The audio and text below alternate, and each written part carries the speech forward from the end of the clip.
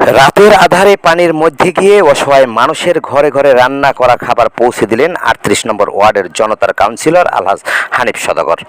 আলামিন রিফাতের প্রতিবেদনে বিস্তারিত। টানা কয়েক দিনের ভারী বৃষ্টিতে ৩৮ নম্বর ওয়ার্ডের বিভিন্ন এলাকায় জলাবদ্ধতা সৃষ্টি হয়েছে।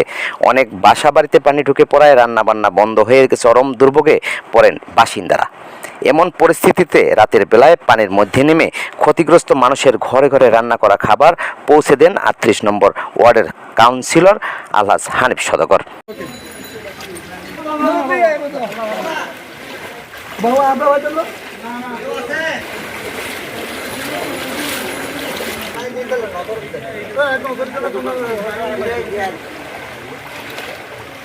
তার উদ্যোগেই স্বেচ্ছাসেবীরা জলবদ্ধতা এলাকায় গিয়ে অসহায় পরিবারগুলোর হাতে খাবার তুলে দেন। কাউন্সিলর আলহাজ হানিফ সওদাগর বলেন, দুর্যোগে মানুষের পাশে দাঁড়ানো তার দায়িত্ব।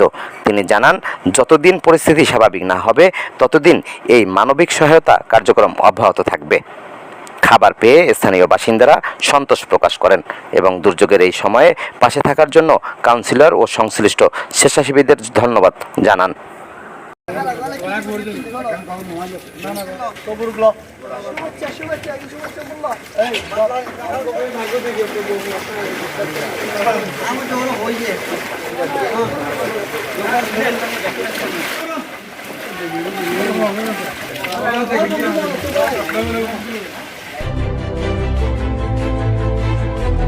16 বাংলা টিভি, আবহমান বাংলার